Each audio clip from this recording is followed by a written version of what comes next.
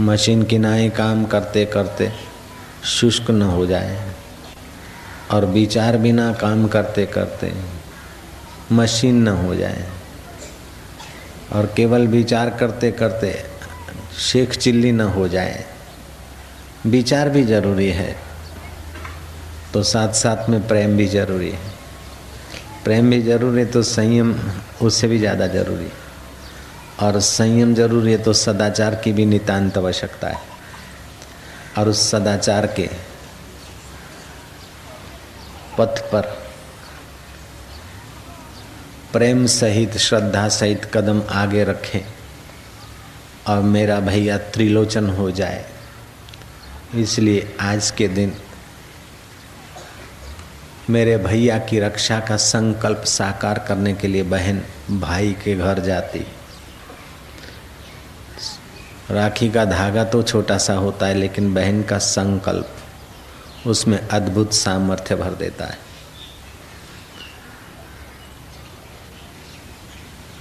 संकल्प की दुनिया है ये। संकल्प जितने निस्वार्थ होते हैं, संकल्प जितने निर्दोष होते हैं, संकल्प जितने पवित्र होते हैं, उतना ही उनका प्रभाव बढ़ जाता है। कुंता जी ने संकल्प करके अभिमन्यु को राखड़ी बांधी थी, था तो धागा, लेकिन जब तक कुंता जी के राखड़ी बांधी थी अभिमन्यु को बड़े बड़े योद्धे नहीं हरा सके। राखड़ी का धागा टूटने के बाद ही अभिमन्यु का पराजय हुआ। दैत्यों ने बड़ा घोर तुमुल युद्ध किया,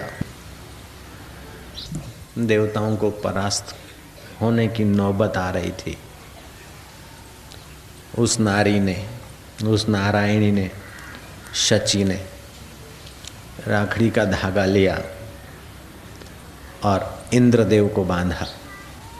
उस धागे के साथ साथ इंद्र विजयी हो ये संकल्प ने काम किया और हार जीत में बदल गई। नए का सा मुंह लेकर दैत्य लोग गए अपने गुरु शुक्राचार्य के पास कि हम जीतते जीतते अचानक हार गए, हमारी बहुत बुरी हालत हो रही, हे दैत्य गुरु उपाय बताइए। दैत्य गुरु ने कहा वर्ष भर चुपचाप समझौता कर लो, क्योंकि वर्ष भर के लिए शची का संकल्प इंद्र के हाथों में जुड़ा है। इंद्र विजयी रहेगा। इस समय युद्ध नहीं, इस समय समझौता करने का है। ये समय समझौता करने का है। बहन भैया को राखड़ी बांधती है कि वर्ष भर आने वाले विघ्न बाधाओं पर मेरा भैया विजेता होता जाए। साथ साथ में बहन भैया के ललाट पर तिलक करती है, मेरा भैया विजेता तो हो लेकिन प्राप्त वस्तु और परिस्थितियों में भावनामय भोग के दलदल में न गिरे। भोग से रोग आता है, भोग से भय होता है। मेरा भैया भोगी नहीं, मेरा भैया योगी बने। इसलिए बहन भाई के ललाट पर तिलक करके मानो उसे त्रिलोचन बनाना चाहती है। कामनाओं का दास नहीं, कामनाओं का स्वामी, काम विकार को हनन करने वाला, दहन करने वाला शिव। मेरा भाई शिव स्वरूप में स्थिर हो, मेरे भाई की मंगल दृष्टि हो, मेरे भाई का मंगल हो।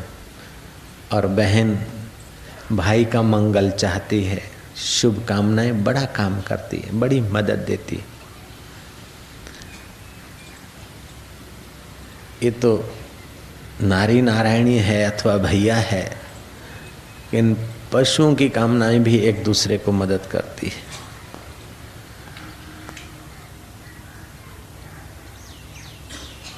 एक किनारे पड़े हुए बच्चे संकल्प से पोषित हो जाते हैं।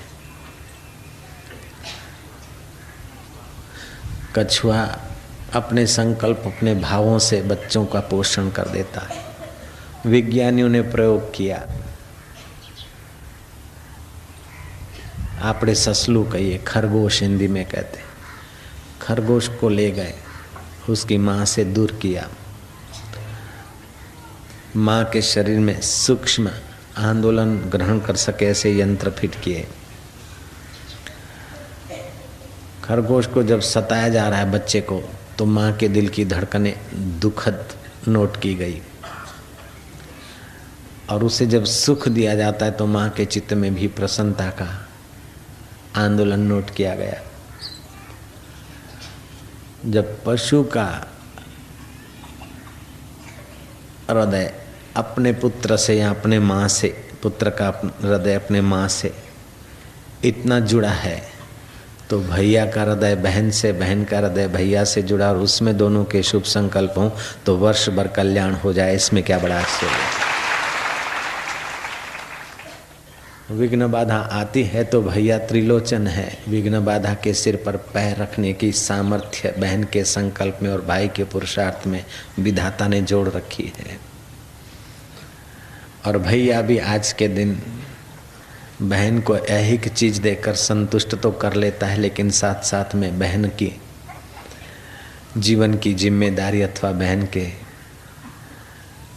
जीवन में आने वाली कठिनाइयों को दूर करने के लिए अपने चित्त में भी ठान लेता है। लेकिन इन बहनों को और इन भाइयों को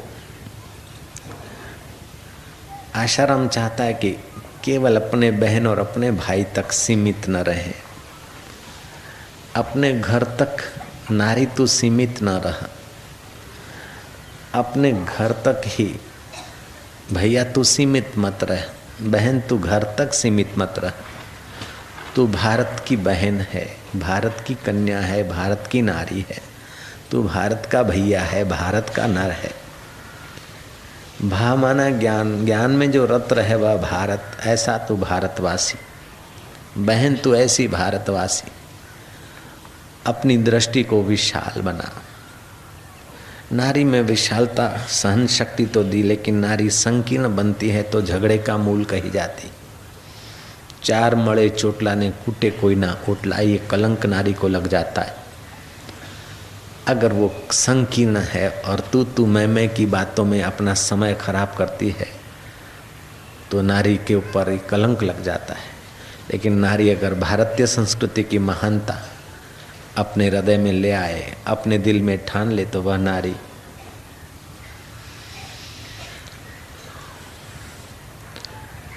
पशुतुल्य पति के आचरण को पशुपति बनाने में सफल गई है नारियां। पति को कहती, जन्म जन्मांतर के काम हैं, क्रोध है, लोभ है, मोह है, भय है, शोक है, चिंता है। ये घर जो है, ये घर तुम्हारा, मैं गृहिणी हूँ और ये तुम्हारा घर, इस घर को मैं संवारूंगी, सजाऊंगी। अनाज और सामान तो तुम लाते हो, लेकिन संभालूंगी और सुव्यवस्था मेरे जिम्मे रखो। पुरुष सामान, अनाज, वस्तुएं लाता है, लेकिन गृहिणी उसको सजाती, संवारती, उसका सुव्यवस्थित उपयोग करती। कभी क्रोध आ गया तो तुम मेरे पर उड़ेल दो, अपने दिल को स्वच्छ करके जाओ। कभी चिंता आई तो मेरे आगे दो बातें कह दो, मैं तुम्हारी चिंता पी लूंगी, मैं तुम्हारी चिंता में मदद रूप होंगी। आज रक्षाबंधन का पवित्र पर्व नारी के संकल्प का परिचय देता है। भैया के लिए शुभकामनाओं का दिवस तो है, लेकिन बहनों के लिए भी शुभकामनाओं का सामर्थ्य जगाने का दिवस भी है।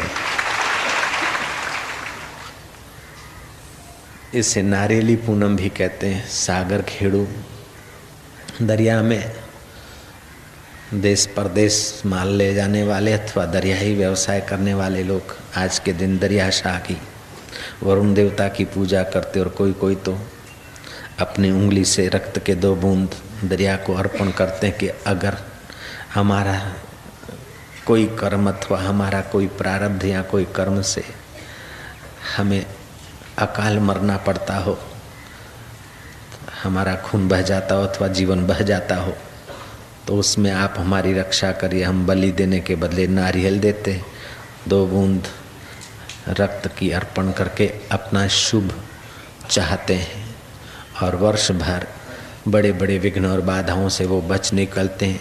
ये दरिया खेरुओं के लिए भी शुभ संकल्प करने का दिवस है। ब्राह्मण और द्विजातीय लोग यज्ञोपवीत पहनते भी हैं। जिन बच्चों को यज्ञोपवीत नहीं है, जनेऊ नहीं है, उनको जनेऊ दिया जाता है और जिनको जनेऊ है वर्ष वर्ष में नूतन जनेऊ पहनने का दिन भी है। नूतन जनेऊ तो पहनने का दिन है, शुभ संकल्प करने का 2 दिन है, लेकिन आशाराम तो ये चाहता है कि जीवन का एक परम शुभ लक्ष्य बनाने का भी दिन आज को माने तो अतिशयोक्ति नहीं होगी। गुरु पूनम के बाद की पूनम राखड़ी पूनम, रक्षाबंधन, भक्त अपने भगवान से, इष्ट से रक्षा चाहते हैं। साधक अपने गुरु पूनम के बाद अपने गुरु के दैवी कार्य की विशालता हो, गुरु के लिए शुभ संकल्प करते और गुरु साधक की साधना के लिए शुभ संकल्प करके अरस परस एक दूसरे को आध्यात्मिक जगत में मदद रूप होने का संकल्प करके समाज को सुचारू रूप से परमात्मा पद तक जाने का अवसर प्राप्त हो, ऐसा भी शुभ दिन आज मनाया जाए। सर्वस्तरतु दुर्गाणि सर्वोभद्राणि पश्यतु सर्वसद्बुद्धि मापनोतु सर्वस्तु नंदतु। हम सब अपने अपने संकीर्ण विचारों से, अपने अपने संकीर्ण दुर्गों से तर जाएं। हम सब मंगलमय देखें, हम सबको सद्बुद्धि प्राप्त हो और हम सब साधक एक दूसरे को मदद रूप हों, ऐसा संकल्प करके ईश्वर के रास्ते एक कदम बढ़ाने का संकल्प करने का दिन भी आज मनाया जा सकता है।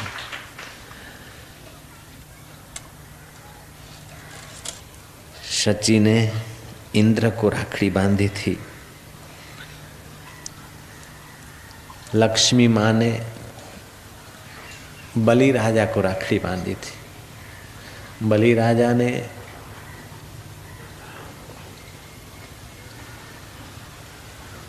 इतना कुछ दान पुण्य शुभ किया कि वो बड़े तेजस्वी हो गए।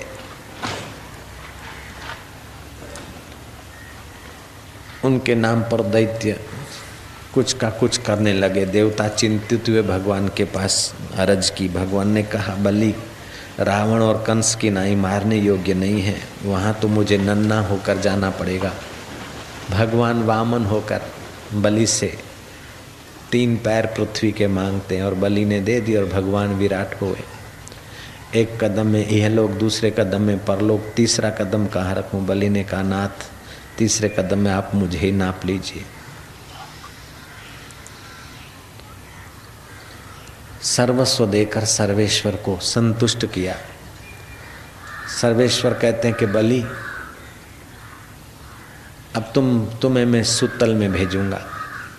जिससे कुछ लेते हैं उसको दिए बिना लेने वाले को संतोष भी नहीं होता और लेने वाले का तेजहीन होता है। देने वाला तो पुण्य भागी हो जाता है, लेने वाला अगर लेता ही रहे तो तेजोहीन हो जाएगा।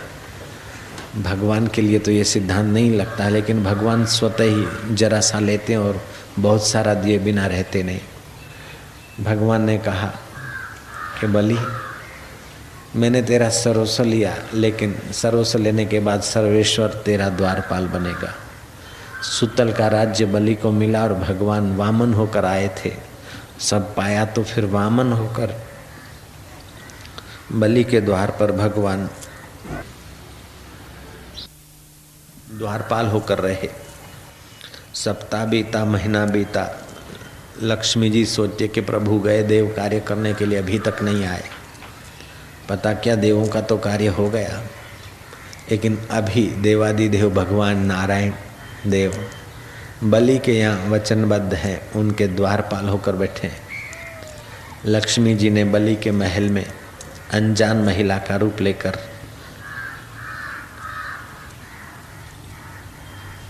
प्रवेश पाया।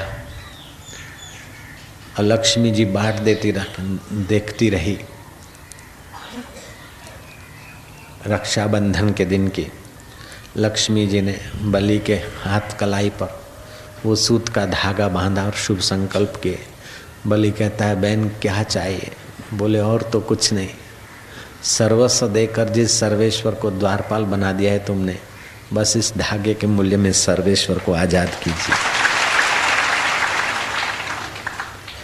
कर्मवती ने हुमायूं को राखड़ी भेजी, सारी बाजी बदल गई, कर्मवती का सुहाग की रक्षा हो गई। धागा तो छोटा है लेकिन उसमें संकल्प बड़ा काम करता है। वायर तो आंखों से दिखती है, बहुत साधारण है, लेकिन उसके द्वारा जो विद्युत का प्रवाह है वो हजारों लाखों रुपए का बिल बनवा लेता है, हजारों लाखों संचय चलवा देता है। सूरत के खटखट खट, अब देखो तो थांबले हैं और वायर है जरा सा, एल्यूमिनियम का वायर है जरा सा, लेकिन उसके द्वारा कितना कपड़ा बन जाता है, कितना रंगाट का काम हो जाता है, कितना सारा काम हो जाता है। जब लोहे का या तांबे का, एल्यूमिनियम का वायर इतने खटाखट संचय चला सकता है, तो रखड़ी का धागा भी खटाखट मन के संचय को बदलकर मालिक तक भी पहुंचा सकता है। मंत्रों में बड़ी शक्ति होती है, संकल्प में बड़ी शक्ति होती है। दैत्य हार गए, देवता की विजय हुई है। और शुक्राचार्य कहते हैं कि इस समय तुम समझौता करके वर्ष भर शांति रखो, क्योंकि इंद्र के हाथ में शची ने राखड़ी बांध रखी है। बहन को भी अब विशाल हृदय करना चाहिए और भाइयों को भी अपने जीवन में विशालता लानी चाहिए। अपनी बहन तो बहन है, लेकिन पड़ोस की बहन भी, हमारी नज़र अगर इधर उधर गिरती है तो पड़ोस की बहन को कहें, तू बहन मेरे हाथ में राखड़ी बांध दे, मेरे विचारों की रक्षा हो। और पड़ोस की बहन भी अपने भाई से निर्भीक, अपने पड़ोस के युवान को भाई कहने में संकोच न करे। अगर मन इधर उधर जाता है तो पड़ोस के भाई को राखड़ी बांधकर एक दूसरे से आध्यात्मिक भाई बहन का पवित्र नाता जोड़कर अपने विकारों में बहते गिरते जीवन को थामने का अवसर ये भारतीय परंपरा ने दिया है। सूर्य बुद्धि का मालिक देव है, तेज प्रकाश देने वाला है, तो चंद्रमा मन का मालिक देव है, प्रसन्नता और प्रेम देने वाला है। विचारक सूर्य की उपासना करते हैं तो कवि चंद्र की उपासना करते हैं। लेकिन भारतीय संस्कृति कहती है कि जितनी सूर्य की उपासना बुद्धि की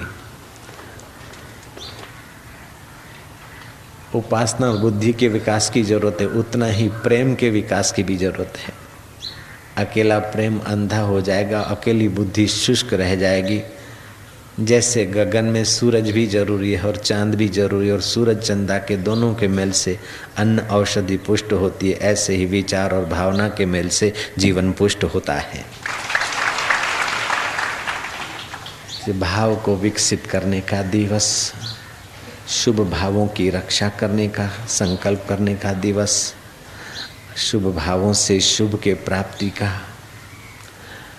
लक्ष्य बनाने का दिवस, उसको कह दें रक्षाबंधन, राखड़ी पूनम, नारियली पूनम। इस नारियली पूनम, राखड़ी पूनम, रक्षाबंधन के पर्व की आप सबको बधाई। जय जय। नारायणो नारायणो नारायणो नारायणो। ईश्वर की उपासना और ईश्वर के लिए प्रेम वाचक बढ़िया में बढ़िया शब्द खोज लिया भारत ने। ईश्वर को माँ के रूप से मानता है। जगदम्बा, माँ काली, माँ भगवती। हे नारी, तुझ में वो भगवती तत्व छुपा है, तुझ में वो काली तत्व छुपा है, तुझ में वो आद्य शक्ति सच्चिदानंद तत्व छुपा है। तू अगर किसी ऑफिसर की पत्नी है तो अपने पति को समझा कि लांच रुश्वत लेने के लिए तू काम टल्ले तो नहीं चढ़ाता। गरीब गुरबों का पेट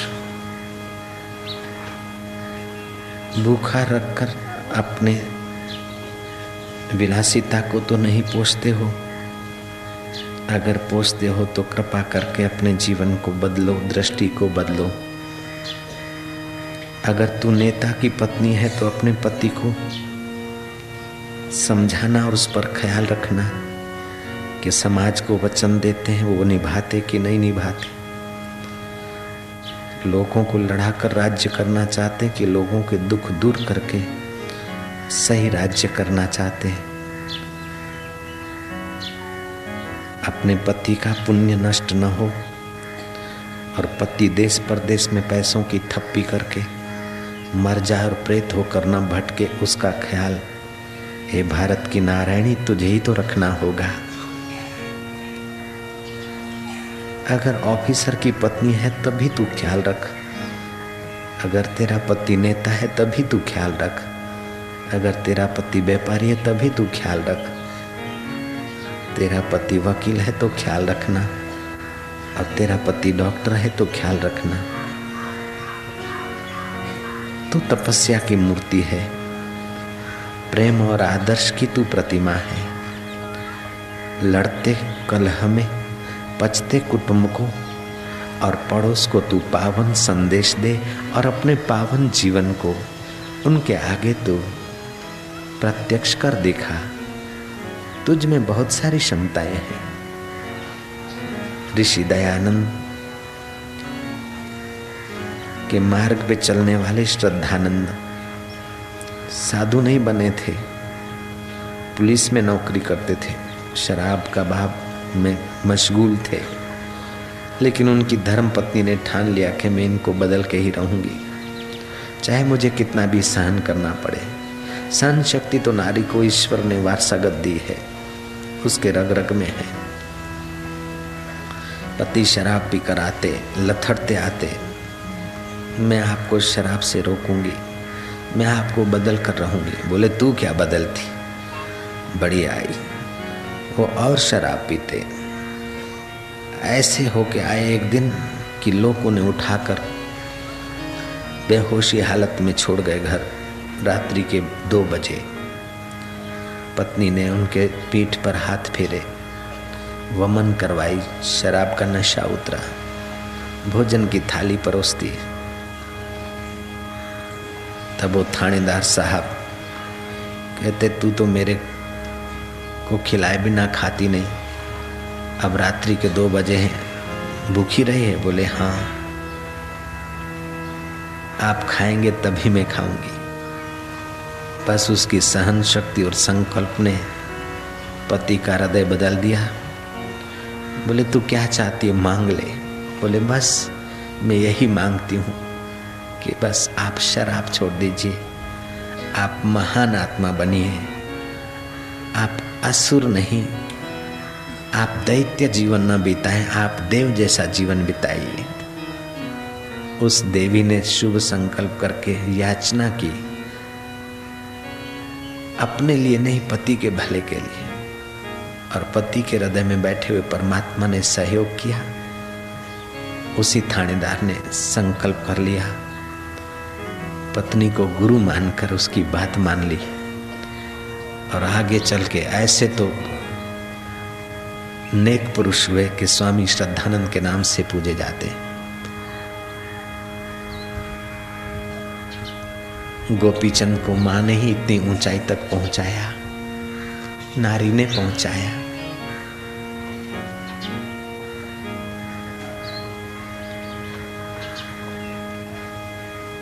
माताओं में बड़ी शक्ति है। वो चाहे अपने पुत्रों को, चाहे पति को, चाहे अपने भैया को, चाहे पड़ोस के भैया को, अगर संयमी और सदाचारी बनाकर महान जीवन बिताने की तरफ लगाने को ठान ले तो एक नहीं तो दूसरे उपाय से, दूसरे नहीं तो तीसरे युक्ति से देर सबेर वो देवियां सफल हो ही जाती है।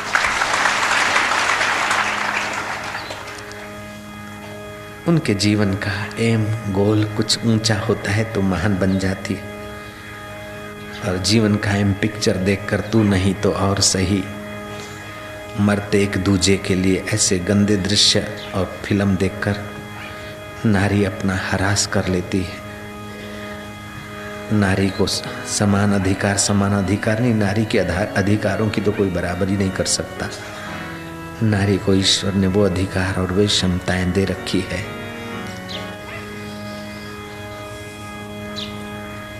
माता और पिता का नाम लो तो पहले माँ का नाम आता है मातृदेवो भव, फिर आता है पितृदेवो भव।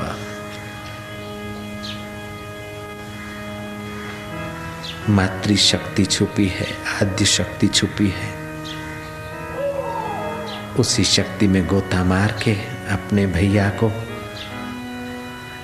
अपने पड़ोसी भैया को, या आप जिसका पूर्ण हित चाहती हो, मंगल चाहती हो, उसको एक छोटा सा धागा भी अर्पण कर दोगी तो तुम्हारा संकल्प उनके जीवन में बड़ा काम करेगा और तुम्हारे को शुभ संकल्प करने का संतोष होगा। किसी का घर टूटता हो तो उसको जोड़ने का संकल्प कर दे, किसी का दिल टूटता हो तो उसे जोड़ने का संकल्प कर ले, किसी का मन मायूस हो, टूटता हो तो उसके मन में भगवत भक्ति भरने का संकल्प कर दे। कोई निगुरा है तो उसे सगुरा बनाने का संकल्प कर ले, कोई नास्तिक है तो उसे आस्तिक बनाने का संकल्प कर ले। तेरा शुभ संकल्प जरूर पूर्ण होगा, तू केवल ठान ले। भाई का कर्तव्य है कि बहन की शुभ राखड़ी रक्षाबंधन के दिन स्वीकार करे। 100-200 की साड़ियाँ 100-200 रुपए देकर वो छुट्टी न मान ले, अपितु बहन के शील की, बहन के प्रसन्नता की, बहन के शुभ की वर्ष भर की जिम्मेदारी नूतन करके याद करके अपने जीवन को संकल्पबद्ध करे। और भाइयों को संकीर्ण नहीं होना चाहिए, केवल अपनी एक आधी बहनी बहन नहीं, पड़ोस की बहन की भी रक्षा और पड़ोस के भाई का भी शुभ, ये अरस परस समाज में फैले। और ये बात जब नारी के पेट में आएगी, कोई भी सिद्धांत महिलाओं तक पहुंचता और महिलाएं उसे उठा लेती है तो उसे जीवित रखती है। सिद्धांत भले पुरुषों ने बनाया, आविष्कार भले रक्षाबंधन का ऋषियों ने किया, लेकिन झेल लिया नारियों ने और उसे अभी तक संभाले हुए। सामान भले पुरुष लाता है, लेकिन संभालना काम नारियों को सहज में लगता है। इसलिए शुभ संकल्पों को भारत की नारियों तक पहुंचाए। भारत की नारी के पेट में जो बात उत्तर आई, उसको वो सदियों तक संभाली हुई है। ये भारत की नारी की गरिमा है, महिमा है।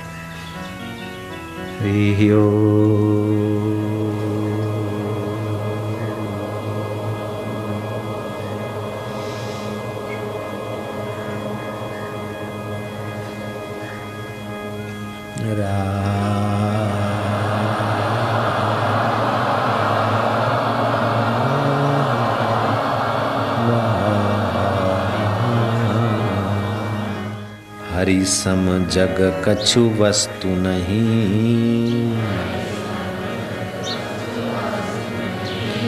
हरि सम जग कछु वस्तु नहीं,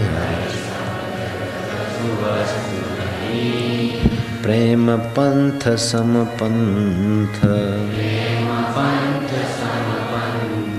प्रेम पंथ सम पंथ, प्रेम पंथ सम पंथ, सतगुरु सम सज्जन नहीं, सतगुरु सम सज्जन नहीं, सद्गुरु सम सज्जन नहीं, सद्गुरु सम सज्जन नहीं, गीता सम नहीं ग्रंथ, गीता सम नहीं ग्रंथ, गीता सम नहीं ग्रंथ, गीता सम नहीं ग्रंथ, गीताया श्लोक पाठेन, गीता श्लोक पाठेन गोविंद स्मृति कीर्तनात्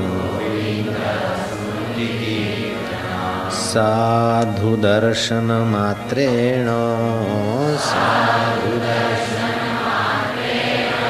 तीर्थकोटि फलं लभेत्। गीता के एकादश श्लोक के पाठ से, भगवान नाम कीर्तन से और साधु पुरुष के दर्शन से करोड़ों तीर्थ करने का फल कहा गया है।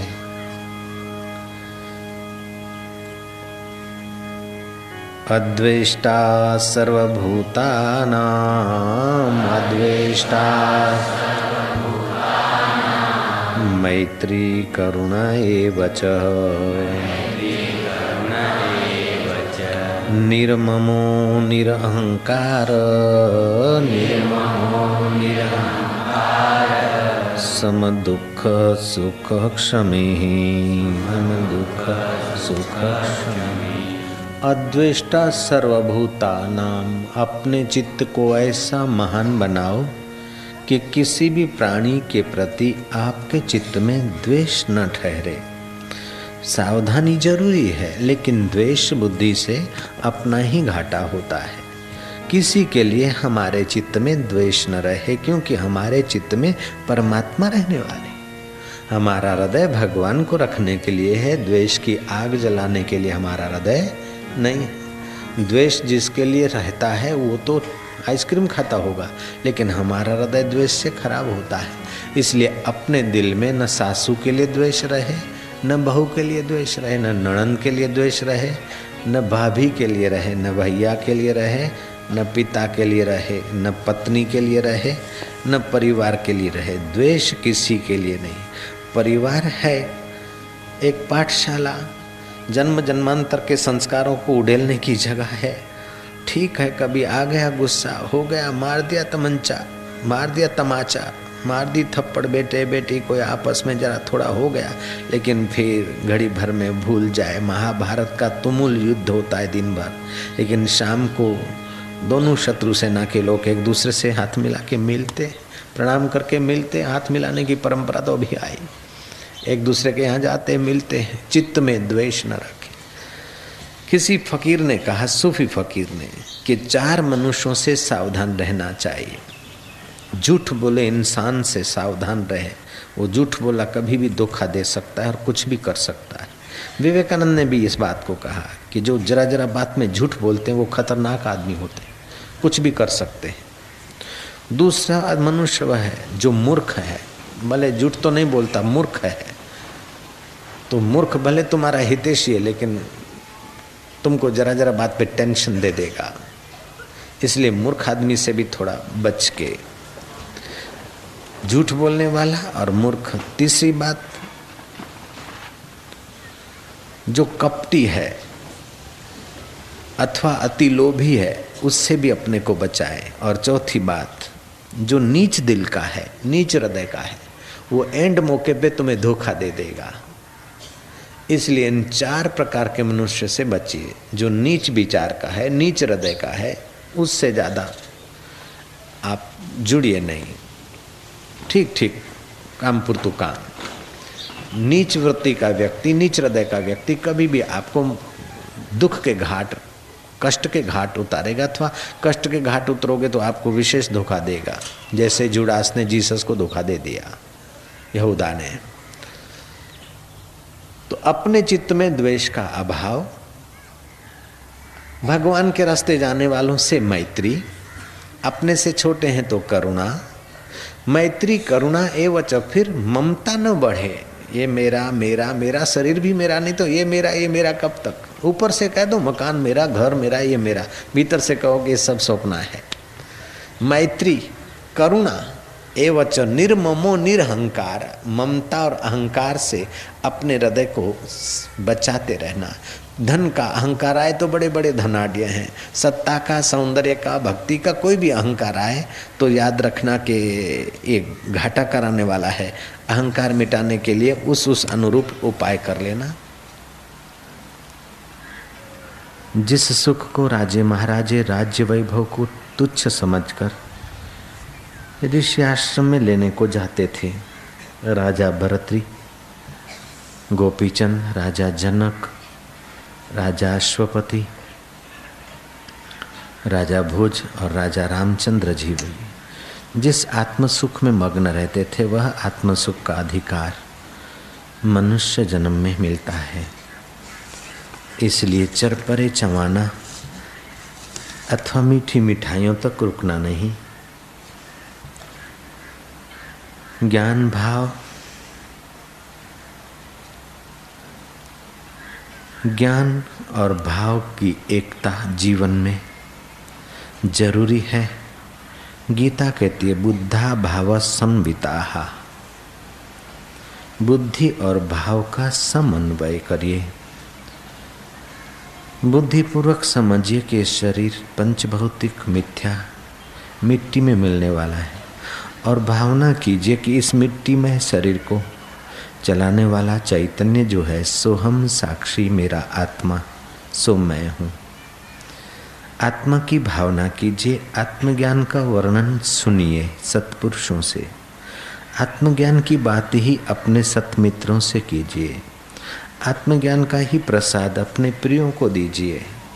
आत्म भावना से ही जगत को देखिए, तो तुम्हारा ज्ञान और भाव दिव्यता में बदल जाएगा। टुकड़े टुकड़े का ज्ञान, खंड खंड का ज्ञान उस अखंड ज्ञान से प्रकाशित होता है। उस अखंड स्वरूप आत्मा को आनंद स्वरूप, प्रेम स्वरूप, माधुर्य स्वरूप जानकर तल्लीन होते जाइए। जय हो मारा वाला, इन्हें वाल करो। प्रभु तारो जय हो।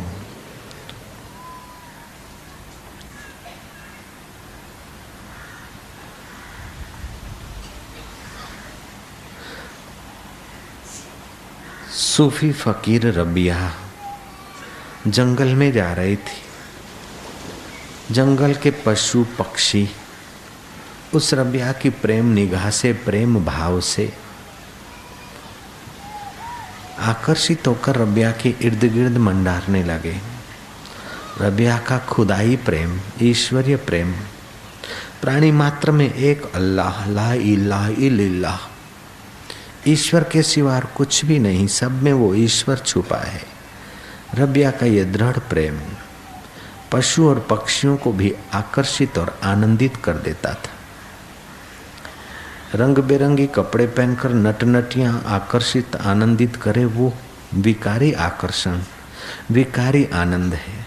लेकिन रबिया अथवा रहीदास, ज्ञानेश्वर अथवा लीलाशाह बापू से अगर हम आकर्षित होते हैं तो वो संसारी आकर्षण नहीं है, कपड़े गहने गांठों का आकर्षण नहीं है, उनकी आत्मा की मधुरता का आकर्षण है। जैसे मीरा के पद सुनकर अकबर पवित्र आकर्षण से आकर्षित होकर सिर झुकाता है मीरा के चरणों में, ऐसे ही रबिया के संग में पशु पक्षी भी आकर्षित होने लगे। रबिया ने ऐसी आत्ममस्ती की निगाहें फैला रखी थी। रबिया का परिचित फकीर संत हसन बसरी एकाएक आया। हसन बसरी का आना देखकर पशु पक्षी भाग खड़े हुए। हसन हैरान हुआ, हृदय में भाव लाकर पूछता है कि बहन रबिया,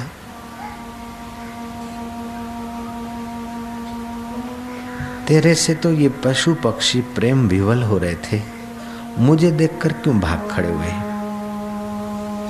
मधुर मधुर पावन ही पावन अपने चित्त में भाव भरा था रबिया ने। रबिया ने पूछा कि हसन, तुमने आज क्या खाया है? हसन ने कहा, मैं गोश्त खाकर आया हूं, मीट खाकर आया हूं। रबिया ने कहा, जो उनकी हिंसा करने वाले, उनको खाने वाले तुम हो, तो वो तुमको देखकर कैसे खड़े रहेंगे? जो प्रेम से भरा है, जो प्राणी मात्र में अल्लाह को देखता है, ईश्वर को देखता है, उनका ही प्रेम पूर्ण विकसित होता है। तुम गोश्त खा के आए तो वो तुमसे डरेंगे, हिंसा वृत्ति से तो वो किनारा करेंगे। रबिया का मार्मिक जवाब सुनकर हसन ने मीट खाना, गोश्त खाना छोड़ दिया। केवल गोश्त खाना ही छोड़ना है इतना नहीं, अपने चित्तों के दोषों को छोड़ते छोड़ते चित्त में चैतन्य का आनंद भरना है। बुद्धा भाव सम्मिलिताः, गीता कहती है, ज्ञान और भाव का समन्वय कीजिए। सूरज का प्रकाश और चंदा की चांदनी। बुद्धि का मालिक देव सूर्य तो मन का मालिक देव चांद। मन को आनंद से, उल्लास से, प्रसन्नता से, प्रेम से भरते जाइए। बुद्धि को ज्ञान से, तप से, संयम से, व्रत से, नियम से तेजस्वी करिए। बहन भाई के हाथ पे राखड़ी बांधती, प्रेम का बंधन बांधती है, नियम संयम का धागा बांधती। नियम संयम से ही मेरे भैया त्रिलोचन होंगे। मेरे भाई की ज्ञान शक्ति बढ़ो, संयम बढ़ो, सदाचार बढ़ो, साहस बढ़ो। भैया साहसी हो। प्रेम रोता हुआ नहीं, प्रेम गिड़गिड़ाता नहीं, प्रेम चीखता नहीं, प्रेम फरियाद नहीं करता। प्रेम तो हजार हजार विघ्न बाधाओं पर भी कदम रखकर, अपने प्रेमास्पद की प्रसादी मानकर कदम आगे बढ़ाने को कहता है। प्रेम और साहस, भाव और साहस, ज्ञान भाव की एकता। बुद्धा भाव सम्मिलिताः, गीता कहती है। बोध मतलब ज्ञान और भावना का समन्वय। उस पर्व का नाम है श्रावणी पर्व, श्रावणी पूनम पर्व, राखड़ी पूनम का पर्व, नारियली पूनम का पर्व, भावना और प्रेम की विकास का पर्व। अब भगवान को प्रेम करते जाओ और भावना करते जाओ। हमारा भगवान हमसे दूर नहीं, हमारा भगवान साथ में अरस अथवा वैकुंठ में ही नहीं, हमारा भगवान केवल में मंदिर अथवा मस्जिद में नहीं। हमारा मालिक, हमारा ईश्वर, हमारा अल्लाह, हमारा भगवान हमारा आत्मा होकर बैठे हैं। हम उन्हें दुलार करते करते अपने हृदय में आत्मशक्ति का विकास करेंगे। प्रभु तेरी जय हो। संसार माना जन्म जन्मांतर और कल्प कल्पांतर के संस्कारों को मिटाकर शुद्ध होने के लिए एक स्नानागार है। संसार माने अपने पिया से मिलने का एक प्लेटफॉर्म है। संसार माने सतगुरु के अनुभव को अपना अनुभव बनाने का अवसर देने वाला है।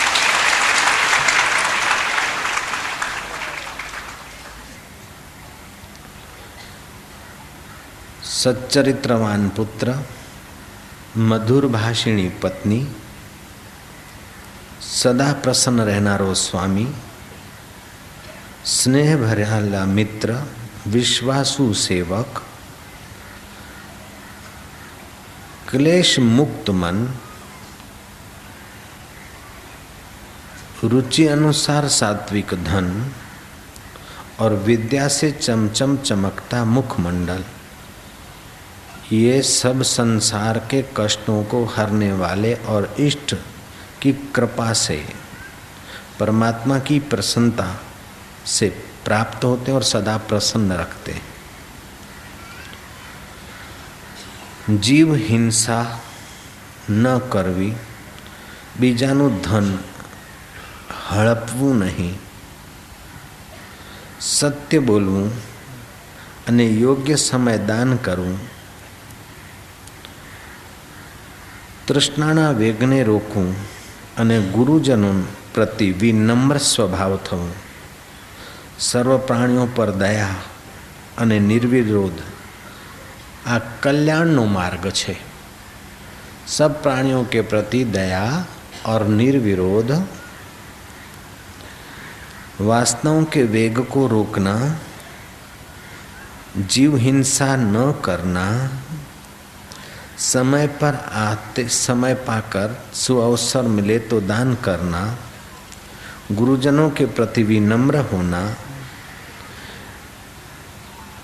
ये जीवन में कल्याणकारी और शांतिदायी कर्म और स्वभाव है।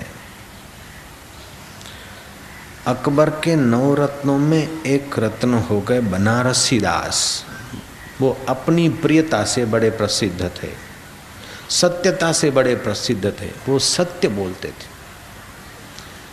बनारसी दासनो स्वभाव सत्य बोलवामां એટલો બધો જાણીતો હતો કે અકબરને સંતોષ હતો।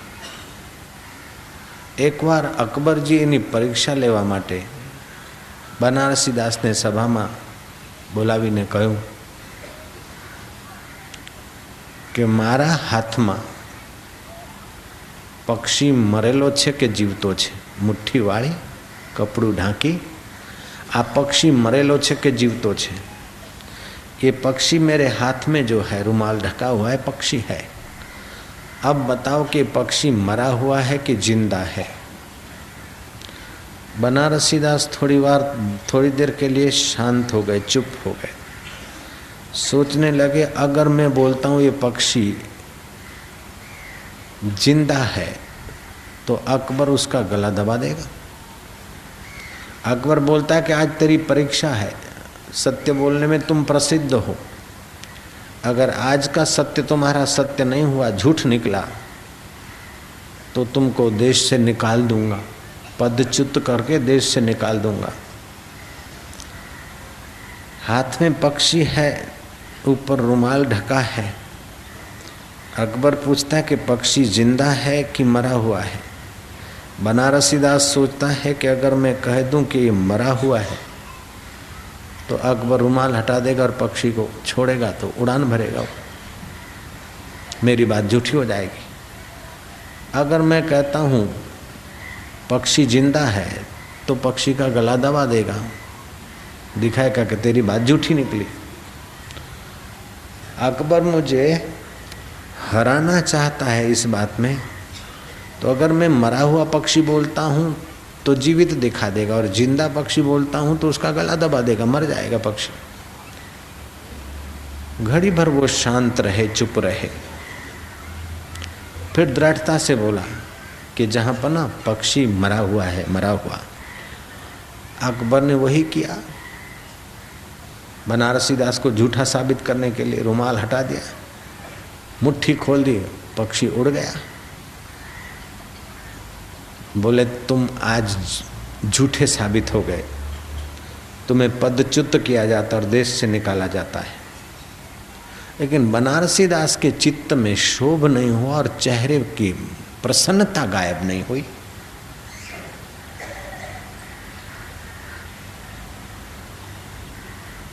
क्लेश मुक्त मन, चमकता मुख, ये पुण्य आत्मा की निशानी है।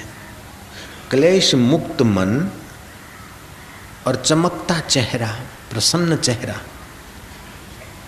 ये दोनों दिखाई दिया। पदच्युत का आदेश सुना, देश से निकसी सुनी, फिर भी बनारसी दास के चेहरे पर मलिनता नहीं आई और चित्त में शोभ नहीं हुआ। अकबर कहते हैं कि क्यों, तुम्हें कुछ कहना है क्या सफाई में? बोले अगर तुम्हारी सुनने की ख्वाहिश है तो मैं कह देता हूँ, नहीं तो मुझे कुछ नहीं कहना।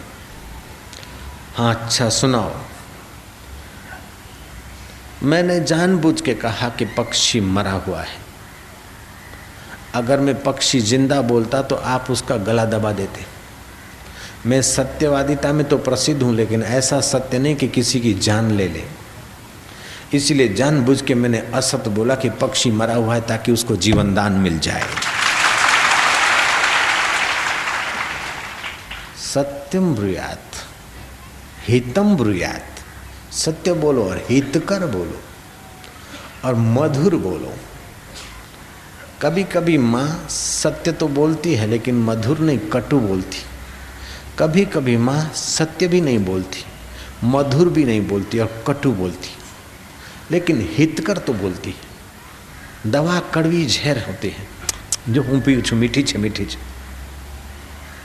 ले ले ले ले पी पी पी, नहीं पिया પડશે એક લાફો મારા રોયા, એ પોલીસવાળા, એ બાવા એને પકડીને લઈ જા। ત્યાં બાવો એ નથી, પોલીસવાળો એ નથી, કે પેલો રહેજો પકડી જશે। लेकिन माँ का भाव हित का है। जो प्राणी मात्र के लिए हित की भावना करता है उसका चित्त प्रसन्न रहता है, उसके चेहरे की चमक बनी रहती है, उसके मन का माधुर्य बना रहता है, उसका मन मलान नहीं होता। चाहे ऐसा बनारसीदास हो, चाहे कबीर जी हो, चाहे नानक हो, चाहे तुकाराम हो, चाहे मीराबाई हो, चाहे एकनाथ हो, चाहे नरसिंह मेहता हो। नरसिंह मेहता पर लांछन लगाने वालों लोगों ने तो हद कर दी।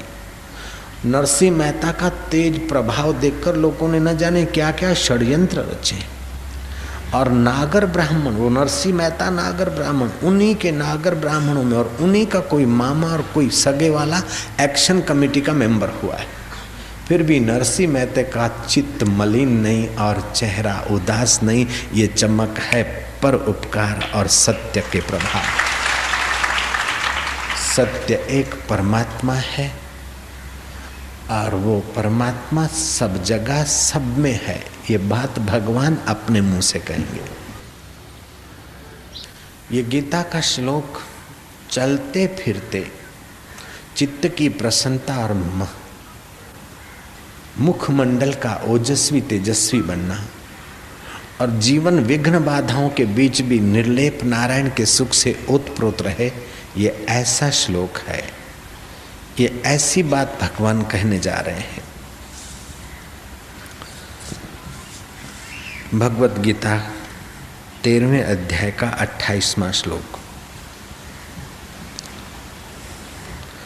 समं पश्यन्यः सर्वत्र, समं पश्यन्यः सर्वत्र, समं पश्यन्यः सर्वत्र, समं पश्यन्यः समवस्थितम् ईश्वरं, समवस्थितम् ईश्वरं, समवस्थितम् ईश्वरं, न हि न सत्यम् आत्मानं, न हि न सत्यम् आत्मानं, ततो याति परां गतिं, ततो याति परां गतिं।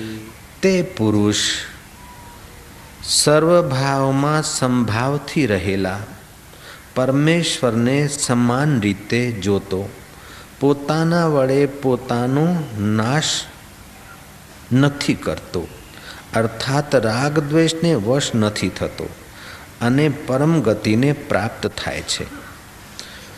वह पुरुष सर्वभाव में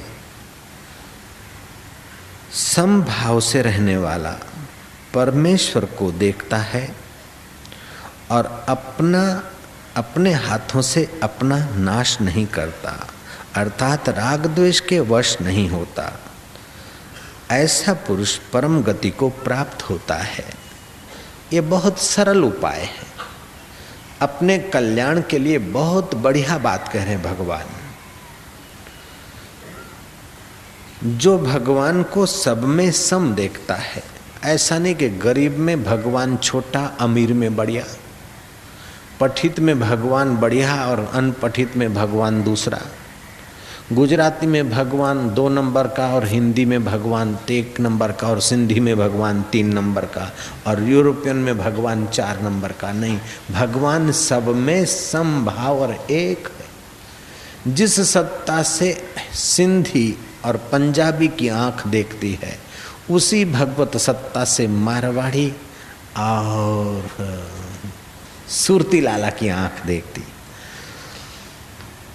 नेताओं का भगवान जुदा जुदा हो सकता है, लेकिन साधक का भगवान एक ही होता है। जय राम जी। बम्बई का मुख्यमंत्री और शिक्षण मंत्री अलग, कर्नाटक का मुख्यमंत्री और शिक्षण मंत्री अलग, गुजरात का शिक्षण मंत्री और मुख्यमंत्री अलग। उनके सिद्धांत और संकेत और पार्टी अलग हो सकती, विचार अलग हो सकते हैं, लेकिन साधक और भगवान का सिद्धांत अलग नहीं है, उनकी पार्टी अलग नहीं है। उसकी पार्टी तो एक नूर ते सब जग उपजा, कौन भले कौन मंदे। जो कबीर जी का अनुभव है वही नानक जी का है। कबीर काशी में है और नानक पंजाब में है। जो नानक जी का अनुभव है वही अनुभव नरसिंह मेहता का सौराष्ट्र में है, और वही अनुभव सिंध के साईं टेऊराम का है। वही अनुभव नैनीताल के जंगलों में समाधि में लगे हुए लीलाशाह बापू का वही अनुभव। उसमें शिक्षण मंत्री और मुख्यमंत्री भिन्न भिन्न नहीं होते। जैसे अखंड भारत अखंड है, ऐसे अखंड ब्रह्मांड अखंड एक सत्ता से ओतप्रोत है। ऐसा ज्ञान जिनको हो गया उनके चित्त में जरा जरा बात से राग नहीं होगा, जरा जरा बात में द्वेष नहीं होगा। जो सब में सम भगवान को देखने का अभ्यास करेंगे उनका राग और द्वेष शांत होता जाएगा। जिनका राग और द्वेष शांत होता जाएगा उनके चित्त में शांति और मुख पे तेज स्वाभाविक ही आएगा।